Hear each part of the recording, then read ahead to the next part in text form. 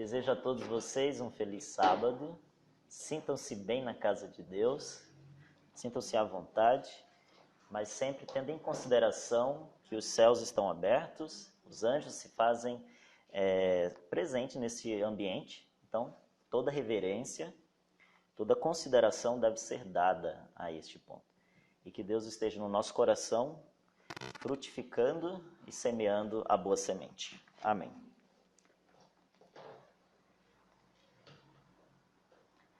Quantos têm a disponibilidade de auxiliar no sermão de hoje com a leitura de alguns versos? Todos? Posso contar com vocês?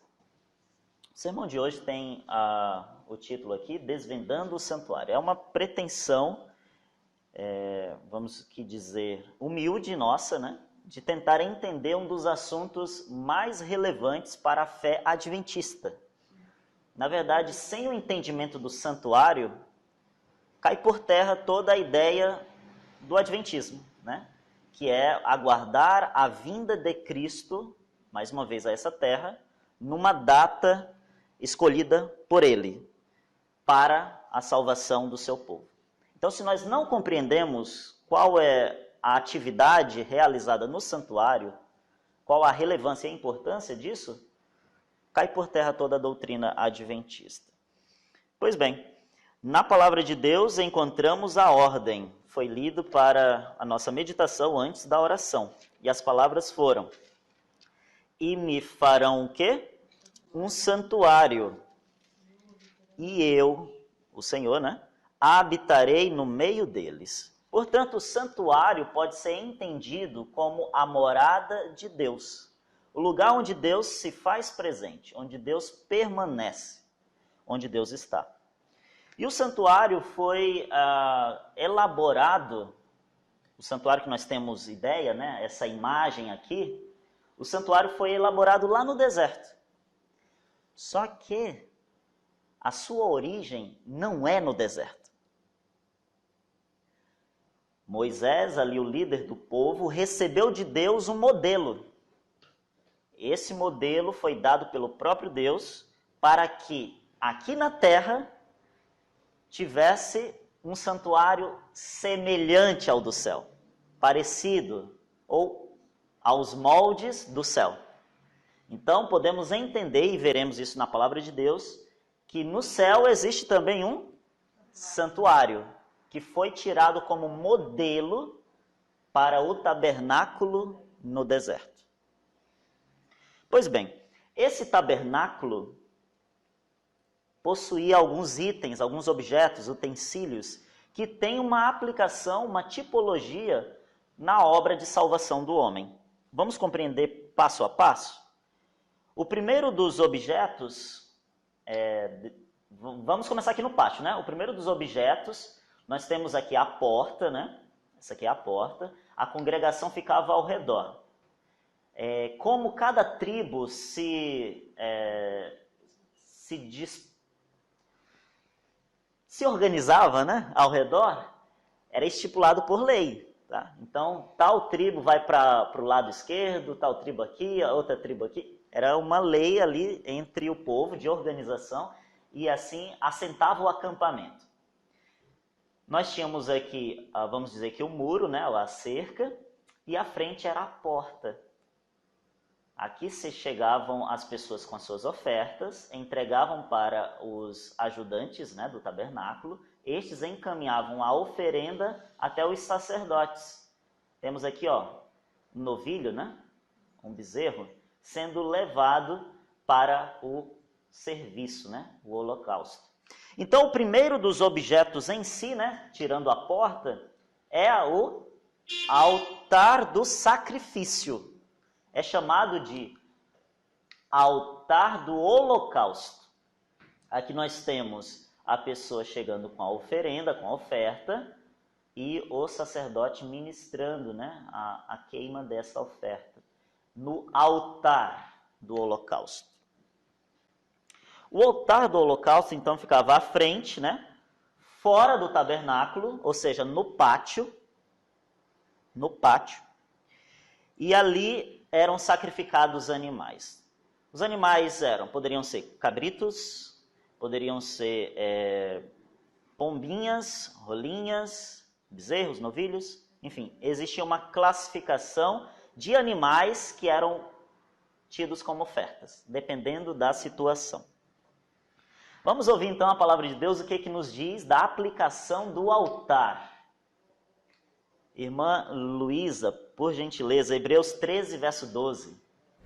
E por isso também Jesus, para santificar o povo por meio do seu próprio sangue, padeceu fora de porta. Muito bem, obrigado. Então vejamos, temos o tabernáculo em si, né, a tenda, e nós temos o altar. O altar ficava do lado de fora. Aqui era colocado o cordeirinho, a ovelhinha, que seria morta, sacrificada em troca do nosso perdão, né? No lugar do nosso pecado, né? Cometemos um pecado, agora alguém vai ter que morrer. Morre o cordeirinho. Então, o cordeirinho era sacrificado aqui, queimado aqui, porque era uma oferta inteira. Por isso que ele tinha que ser queimado. Nada podia sobrar, né? Nada podia sobrar. Quando a irmã lê que por isso Cristo morreu fora da porta, nós temos aqui a aplicação, o encontro da tipologia, ou seja, o que era antigo encontrou o que era novo, porque Jesus morreu fora de Jerusalém, fora da cidade de Deus, né? Fora da tenda da congregação. Cristo foi sacrificado lá no Calvário e morreu, deu sua vida fora de Jerusalém. Então nós temos aí a concretização dessa sombra, dessa imagem, dessa revelação no sacrifício. Conseguiram compreender? Toda a instrução do tabernáculo, tudo que acontecia aqui, era uma sombra, ou seja, apontava para algo no futuro. E a concretização veio com a morte de Cristo. Cristo é o Cordeiro de Deus que tira o pecado do mundo. Então, Cristo simbolizava ali todas as ofertas queimadas neste altar. O primeiro dos utensílios. Sem a morte, sem o sangue, não há remissão dos pecados. Então, a vítima era queimada, simbolizando a oferta inteira, plena. E assim Jesus deu-se inteiramente na cruz do Calvário. O próximo item vem logo depois do altar. O que nós temos depois do altar? A pia de cobre, a pia que servia para se purificar, o lavatório, né? Então, aqui neste lavatório, nós tínhamos um espelho no fundo dele, nas bordas, para que depois de realizar a oferenda, a oferta, o holocausto, o sacerdote pudesse agora se lavar os pés, lavar o rosto, os braços, porque envolvia sangue na oferenda. Cortava-se o pescoço aqui, degolava-se a oferta e recolhia ali uma porção do sangue. Então, querendo ou não, se sujava, na verdade. Então ele ia até o lavatório, se purificava e estava agora apto a entrar onde? Na tenda, no lugar santo, né? Vamos ver isso mais à frente. Agora, a pia de cobre que continha ali a água, né, para a purificação do sacerdote, também tem a sua simbologia. A água representa quem? Representa o poder purificador de Jesus. Água viva que jorra, né? Então a água que servia para lavar o sacerdote é a graça de Cristo que nos lava do quê?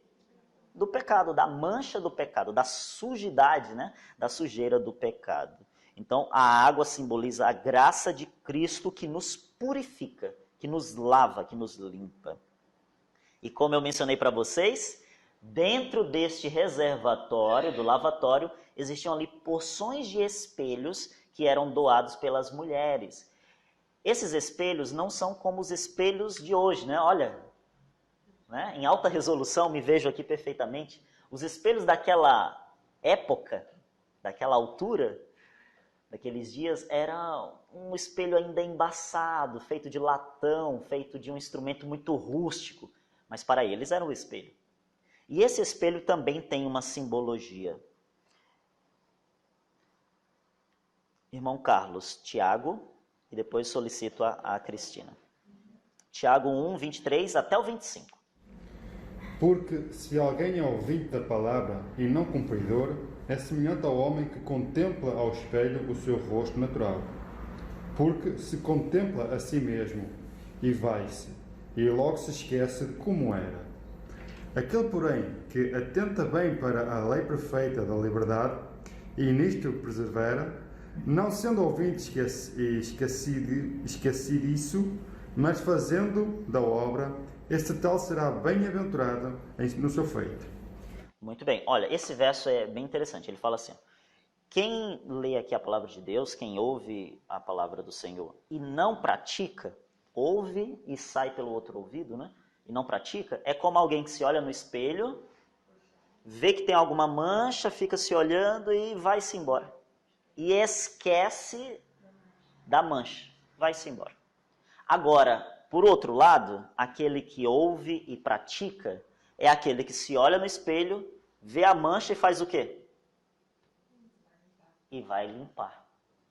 Então, o que é o espelho na nossa carreira cristã?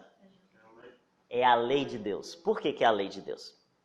Porque daí eu, pecador, me coloco diante da lei de Deus, que é o espelho, né? E vejo lá. Não dirás falso testemunho contra o teu próximo. Aí eu me recordo que nessa semana eu falei mal de alguém. E ainda falei mentiras, né? E aí eu vejo que eu estou com uma mancha muito grande. Porque o mandamento disse algo que eu não cumpri. Então eu vejo que tem uma mancha, que tem um pecado. Logo eu preciso de quê? De me limpar. E o que me limpa? A graça de quem? De Cristo. A água do lavatório. Olha a comparação toda. O espelho me mostra que estou sujo. A água me limpa dessa sujeira. O espelho é a lei que diz, tem pecado ou não tem pecado, e Cristo é que tira o pecado de mim. Que bonito, né? Isso estava no tabernáculo. Isso era uma sombra do que ia acontecer, do que está a acontecer. Irmã Cristina, por que é necessário se limpar de toda a sujeira? Nela não entrará coisa alguma impura, nem o que pratica abominação ou mentira, mas somente os inscritos no livro da vida do Cordeiro. Então ninguém na Cidade Santa vai entrar com manchas, com pecado. O próximo verso, por gentileza.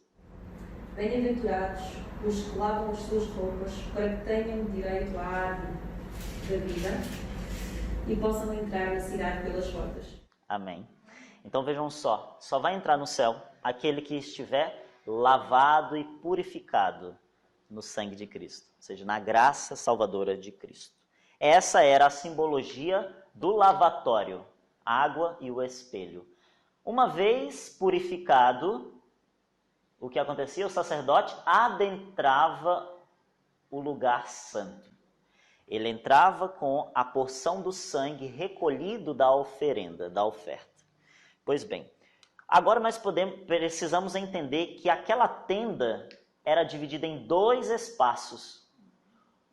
Aqui ficava o lavatório. Ele adentrava no primeiro ambiente, que era chamado de lugar santo. Primeiro compartimento, lugar santo. E o segundo, lugar santíssimo, ou o santo dos santos. Primeiro compartimento, santo. Segundo compartimento, santo dos santos ou santíssimo. Era dividido por um véu, né? Por um véu. Nesse primeiro ambiente aqui, onde o sacerdote adentrava com a porção do sangue, nós temos alguns utensílios, ó, percebem? Nós temos aqui alguns instrumentos que também têm a sua aplicação.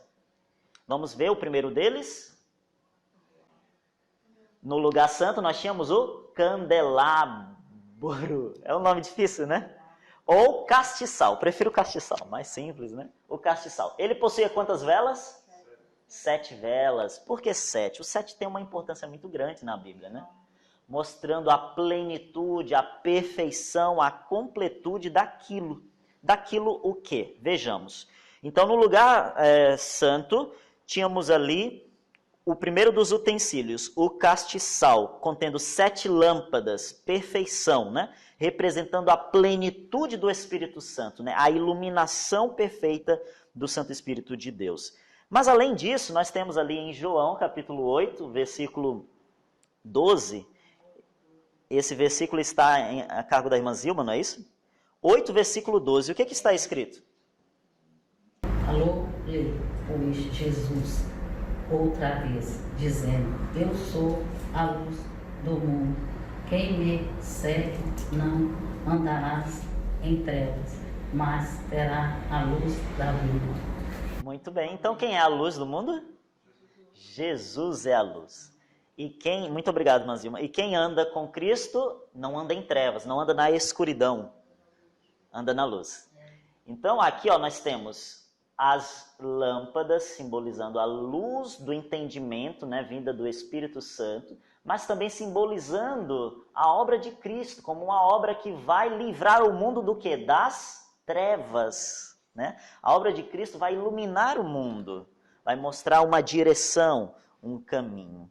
Então ali nós temos a simbologia deste castiçal, que era alimentado com óleo, e o óleo tem a simbologia também do Espírito Santo, né? Que alimenta esse fogo, essa chama. É por isso que quando nós aceitamos a Cristo, somos batizados na água e no Espírito, nós temos um fogo, uma animação, né? Aquela coisa toda.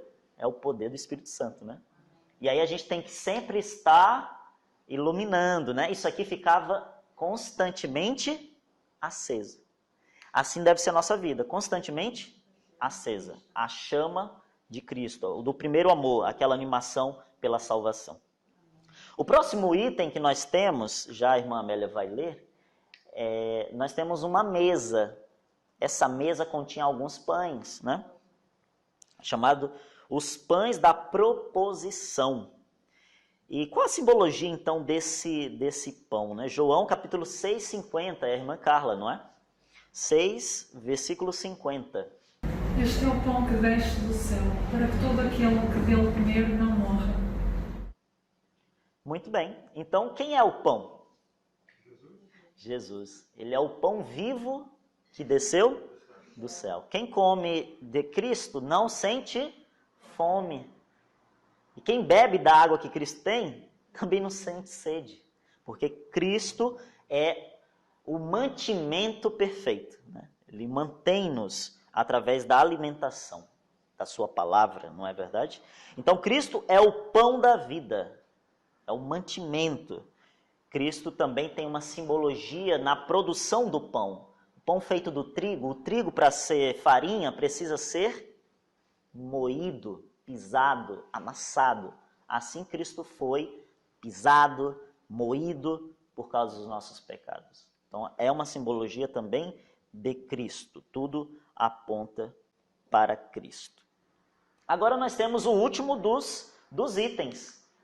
É o altar do incenso e o incensário. Nesta imagem, nesta ilustração, nós não conseguimos perceber o incensário.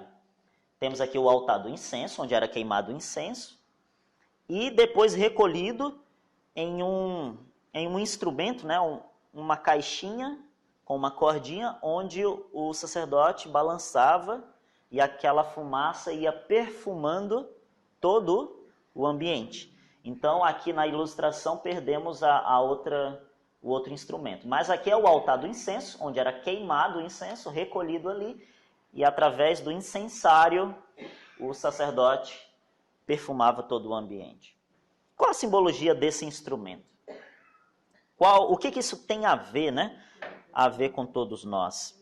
Irmã Larissa, responda-nos na primeira parte do versículo 2 do capítulo 141 de Salmos. Seja a minha oração como incenso diante de ti. Obrigado. Então, o incensário, o incenso, essa fumaça simboliza as nossas orações que sobem aos céus, como um cheiro suave. Então são as orações dos justos. E quem é que oferece essa oração até os céus? Existe um trabalho de mediação e intercessão, né?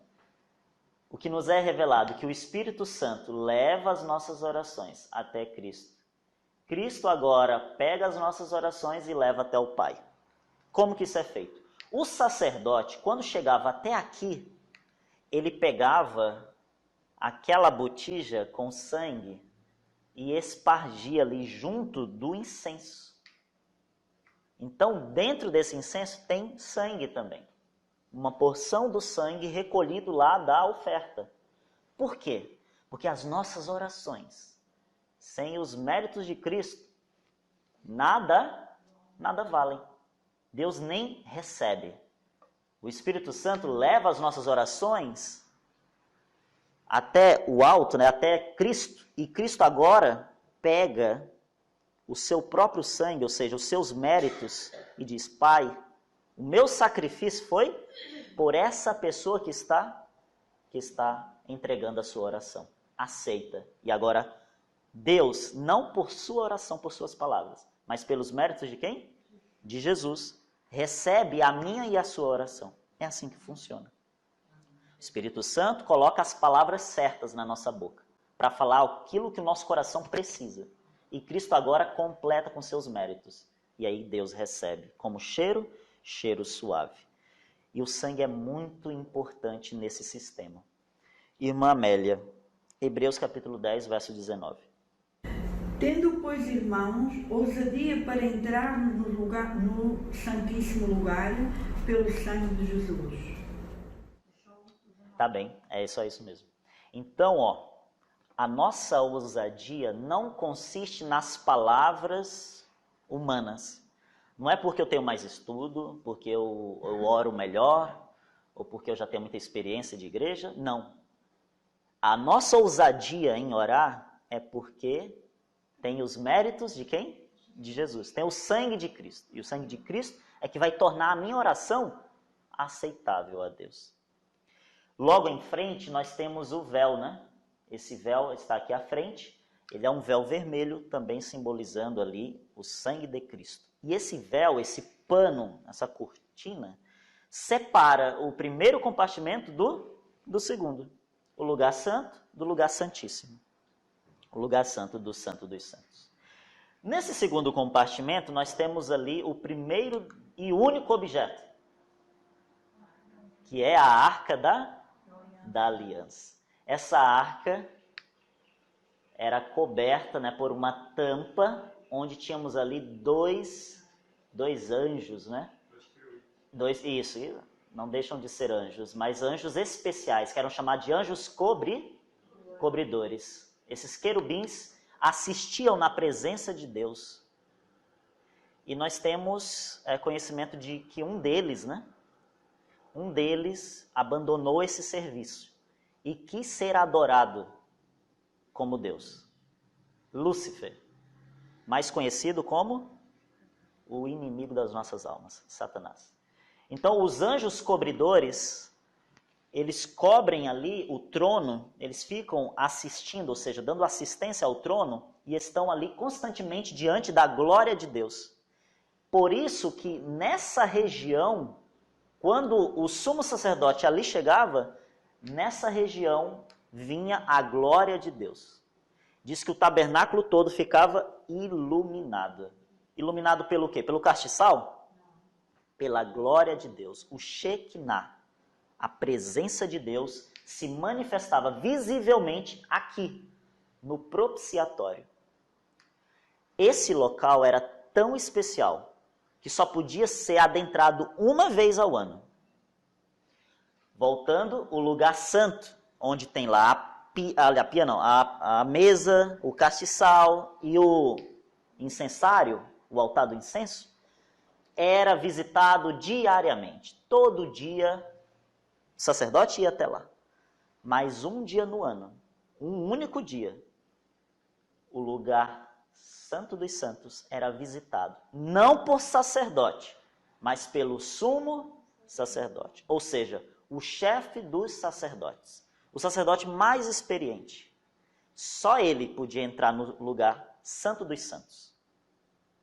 Os sacerdotes visitavam o primeiro compartimento, mas o segundo compartimento só uma vez ao ano. E isso no calendário, jogando para os dias nossos, cai lá no dia, que dia? 22 de outubro, todo ano. É o equivalente no calendário judaico. Nessa data, o sumo sacerdote entrava ali para um serviço especial. Irmão Peixoto, leia, por gentileza, o vosso texto. Capítulo 2, verso 5, da carta a Timóteo. Porque há um só Deus e um só mediador entre Deus e os homens, Cristo Jesus, homem. Muito bem. Então, Cristo Jesus é o nosso sumo sacerdote. Só ele adentra essa região, o contato perfeito com a manifestação de Deus. Então, o sumo sacerdote é que ia até lá. E Cristo é o nosso sumo sacerdote, o mediador, aquele que faz a ligação entre um lado e o outro. Vamos agora descrever um pouquinho, rapidamente, os serviços do santuário, né? Então, como mencionamos, lá no pátio nós tínhamos o altar e a pia, na verdade, o lavatório. Ali, diariamente, as pessoas levavam as suas ofertas. Eram ofertas ali que seriam queimadas, né? Poderia ser, como já mencionamos, o cabrito, o cordeirinho, uma pombinha, uma rolinha, né? São pássaros.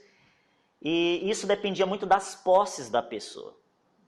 Imagina, nem todos podiam ter um cabritinho ou um cordeirinho, mas podia ter ali uma ave, que é muito mais, né, mais em conta de ter. E ali eles levavam o que podia comprar. Então, o sacerdote degolava ali a oferenda, oferecia o sangue, queimava o corpo e recolhia aquele sangue. Adentrava o primeiro compartimento, que já mencionamos, né? Onde temos ali os 3 instrumentos. Nós temos o castiçal, a mesa e o local do incenso. Ali ele oferecia o pecado da pessoa, né? Por exemplo, aquela pessoa cometeu um delito, entregou a oferta, apresentou a Deus, recolheu, foi lá para dentro, apresentou ali no incenso, né? Pedindo ali o perdão pelo pecado daquela pessoa que cometeu, e aquilo subia. Acabou o trabalho do sacerdote por você, irmã Carla. Era esse o serviço, se a irmã vivesse naquela altura, né? Muito bem, todo dia isso acontecia. E em algumas situações é manhã e à noite, é manhã e tarde. Imagina quanto sangue não era recolhido. Quantos animais morreram inocente. No lugar de quem? De todos nós. Porque quem é que era para morrer? O cometedor do pecado. O salário do pecado é a morte. Mas quem morria ali era um substituto. Só que aí esses pecados eram transferidos para o tabernáculo. Então o tabernáculo, todo dia era jogado sangue. Agora imagina a situação. Chegava um dia do ano, que era chamado o dia da purificação do santuário. Ou o dia da expiação. Que é quando vai fazer o trabalho de tirar todos esses pecados simbolicamente transferidos para o tabernáculo e levá-lo para fora. Isso acontecia uma vez.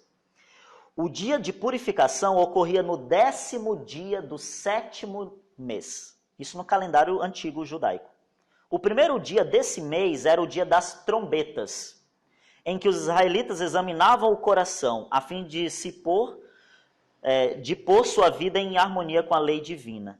Antes do 10º dia, que era o dia da expiação ou purificação do santuário, as pessoas estavam ali pensando, o que eu fiz de errado? O que eu ainda não confessei? Né? Então era um momento assim de análise, de exame. Esta cerimônia era oficiada exclusivamente pelo sumo sacerdote. No início deste solene ritual, o povo devia ajoelhar ao redor do tabernáculo examinando a consciência e confessando a Deus todos os seus pecados. Enquanto o sumo sacerdote entrava para executar o seu serviço, as pessoas estavam como? Nos negócios? Não. Era considerado um sábado. Era considerado como hoje um feriado. Não tem atividade. E todos ali estavam em contrição, analisando o próprio coração. O que eu fiz de errado? Enquanto o povo orava a Deus, o sumo sacerdote tomava 2 bodes. Lembra que nós falamos de cabritos, cordeiros, rolinhas, pombas. Pombos, né? Agora aqui é um animal diferente. Bode. 2 bodes. Um para Deus, um dos bodes seria para o Senhor, e o outro para Azazel. Vamos já chegar lá. Que é um codinome para o diabo. Então, um dos bodes seria para Deus e o outro seria para o inimigo, né? Para Satanás. O sacerdote, então, colocava a sua mão sobre a cabeça do bode, que simbolizava Cristo, ou seja, para Deus, né? Pegava ali a mão, colocava a mão na cabeça, confessava todos os pecados, né? Que em tipo haviam sido levados para o santuário durante todo o ano.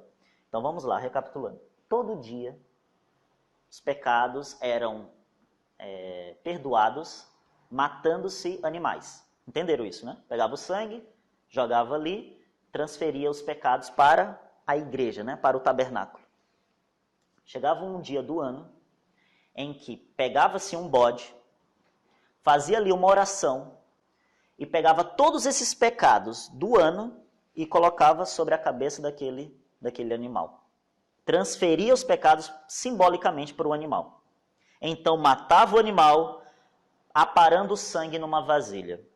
Depois de lavar as mãos e os pés lá no lavatório, como sinal de purificação moral e espiritual, o sacerdote entrava no lugar santo. Tomava então o incensário, que estava ao lado do altar do incenso, abria as cortinas que separavam o santo do santíssimo e entrava no compartimento. A gente aqui está mencionando o sacerdote, mas é o sumo sacerdote. O sumo sacerdote é um sacerdote, só que ele é um sacerdote de categoria mais alta, né? É um sacerdote mais antigo, é um sacerdote pai, né? Vamos dizer assim. Então ele adentrava onde a nuvem do incenso, né? Ou seja, a fumaça, o escondia da glória de Deus. Então, perceberam? Pegou a vasilhinha, tomou o incenso, vai abrindo a cortina e entrando no segundo compartimento. Só uma vez no ano isso acontecia. É onde tem aqui a arca, né? A arca da aliança. Então, diante da arca, ele pegava ali com, né, um instrumentinho, o sangue, e espirrava, né, espargia 7 vezes. Ao 7 de novo, 7 vezes. Isto simbolizava o fato de a lei requerer o quê? Sangue. A lei diz, se cometer o pecado, vai ter uma punição. Qual é a punição do pecado? A morte. Então, o sangue simbolizando. Depois de concluir esta cerimônia, saía para o pátio. Então, ele terminou esse trabalho, as pessoas ficavam com o coração tão apertado, porque era uma coisa muito solene. E aí, quando o sumo sacerdote saía para o pátio, as pessoas já davam-se por satisfeitas. Deus aceitou o sacrifício. Então, depois de concluir essa cerimônia, ele saía onde um outro sacerdote já estava ali esperando, né, com um outro bode, que representava quem? Satanás, o inimigo. Agora ele confessava sobre a cabeça do bode todos os pecados que o sumo sacerdote retirou do santuário. Vamos lá de novo? O sumo sacerdote foi até o Santo dos Santos, recolheu todos os pecados, isso é entre aspas, né, porque é simbolicamente, recolheu todos os pecados do ano e trouxe para o pátio. No pátio, ele transferia para o outro bode. E esse bode é simbolizado Satanás. Pois bem, transferia todos os pecados confessados durante um ano para aquele bode. Mais tarde, um levita era indicado para levar esse bode até o deserto e abandoná-lo para morrer ali. Então, eram 2 bodes. Um era sacrificado, o outro não. O outro recebia simbolicamente os pecados e era abandonado no deserto. O que isso tem a ver com a nossa salvação? Cristo é o nosso substituto. Os nossos pecados estão sobre Cristo. Cristo paga os nossos pecados. Só que quando há um pecado, quando há uma quebra da lei, existem dois culpados, não existe só um culpado. Quando eu erro, eu sou o culpado, mas tem um outro culpado por trás. Quem é? Satanás, porque é ele que é o pai, né, do pecado. Ele que intenciona o ser humano a pecar. Então, nós dois somos culpados. Na verdade, nós somos cúmplices do pecado. Cristo morreu na cruz pelo meu pecado.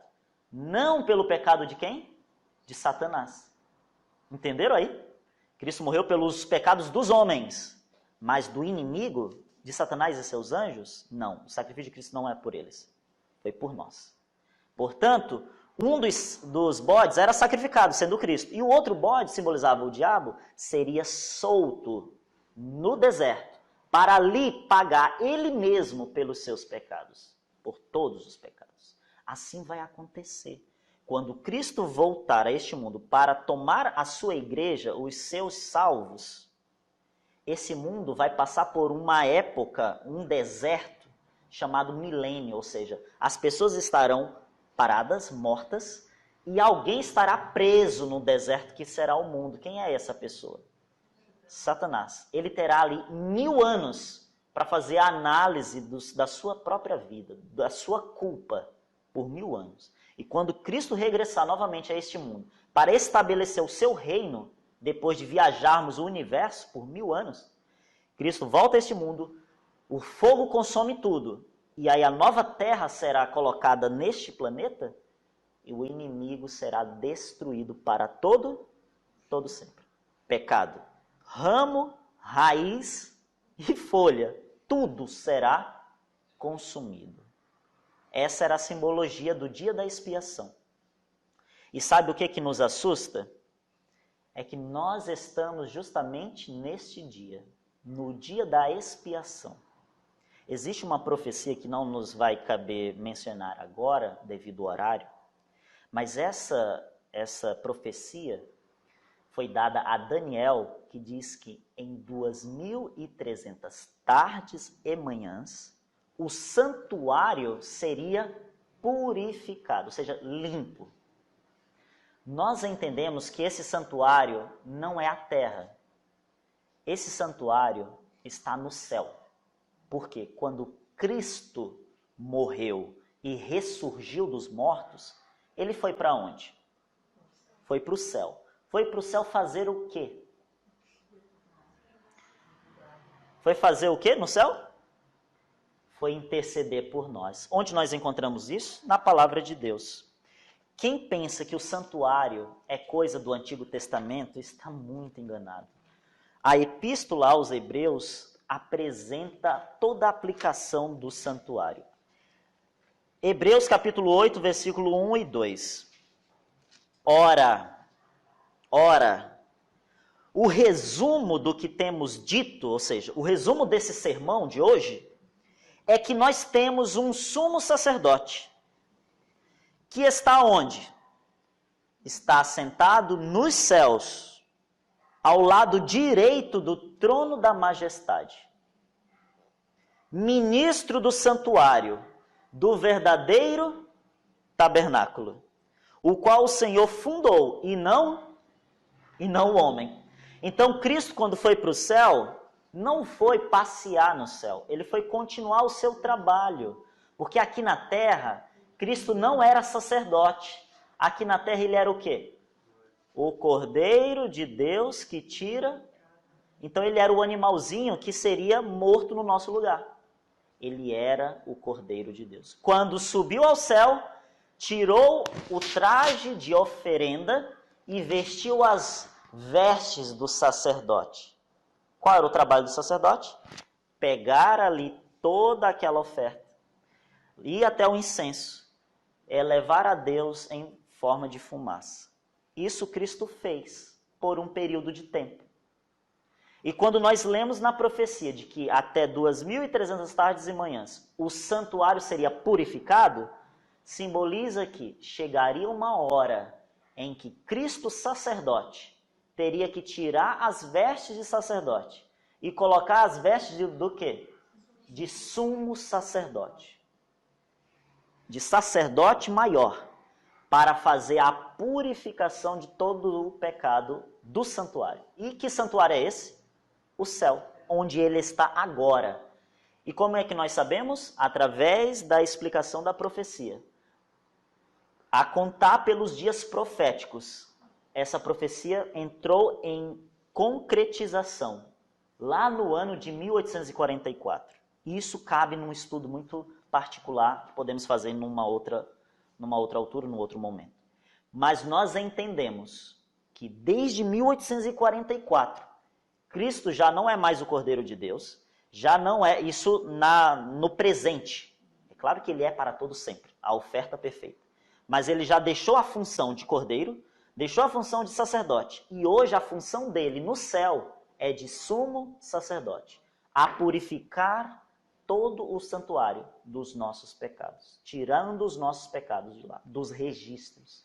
Então, nesse momento, o trabalho de Jesus, claro, perdoar os nossos pecados, de fato, mas é também o apagamento desses pecados. E isso começa, o juízo de Deus começa pela casa do Senhor, ou seja, primeiro pelos mortos e depois para os vivos. E aí, de 1844 até agora, será que Cristo está muito longe de chegar nos nossos casos, no teu caso e no meu caso? Não sabemos. É por isso que nós precisamos hoje estar vigilantes. Porque se chegar o momento em que Cristo olhar quem é o próximo, o próximo é o Alisson. Vamos ver aqui o que ele fez de errado e o que ele se arrependeu, do que ele se arrependeu. Se na balança algo for achado em falta, triste de nós. Porém, não precisamos nos assustar por completo. Isso é um alerta. Eu quero deixar com os irmãos o verso final da mensagem de hoje. Hebreus capítulo 4, versículo 15 e 16. Capítulo 4, versículo 15 e 16. Eu vou acrescentar o 14 também. 14, 15 e 16. Então, quando nós estudamos todo esse assunto, o resumo nós encontramos aqui, da aplicação para os dias de hoje. Visto que temos um grande sumo sacerdote. Quem é? Jesus, Filho de Deus, que penetrou os céus. Retenhamos firmemente a nossa confissão, ou seja, o nosso arrependimento. Por quê? Porque não temos um sumo sacerdote que não possa compadecer-se das nossas fraquezas. Sabe as nossas dificuldades na vida? Jesus passou por isso. Então ele se compadece das nossas fraquezas. Porém, temos um sumo sacerdote como nós. Em tudo foi tentado, mas não pecou. Então cheguemos, pois, com confiança ao trono da graça, para que possamos alcançar o que mesmo, irmãos? Misericórdia e achar graça, a fim de sermos ajudados em tempo oportuno. Qual é o tempo oportuno? Hoje, agora. Toda vez que nós oramos, achamos misericórdia. Por quê? Porque nós temos um sumo sacerdote que entende as nossas fraquezas. Então, o impossível do homem é justamente o possível de Deus. Não existe aqui neste mundo um pecado, autenticamente falando, que não possa ser perdoado. Porque quando o pecado já não é perdoado, é porque eu abandonei a Cristo. Abandonei a voz do Espírito Santo no meu coração. Então, de fato, eu não estou procurando perdão. Mas se eu procuro perdão de todo o coração, querendo abandoná-lo, aí existe um perdão, existe lugar de perdão. Mas existe também um tempo de graça. E vai chegar um momento em que a porta dessa graça vai ser fechada. Porque vai ser encontrado o último salvo. E quando esse último salvo receber o selo de Deus, acabou. Agora Cristo sai do lugar santíssimo, vai até a sua região, ali fora do santuário celestial, e diz, está feito. Quem é puro, continue sendo puro. quem é imundo, continue sendo imundo. E agora Cristo junta os seus anjos e desce a este mundo. É assim que é. A Bíblia revela. E nós que faremos, possamos ter isso sempre em conta. Que Deus abençoe a todos nós. E o estudo é só uma parte dele. Podemos, em outro momento, adentrar as profecias dos últimos dias. Deus nos abençoe para isso. Amém.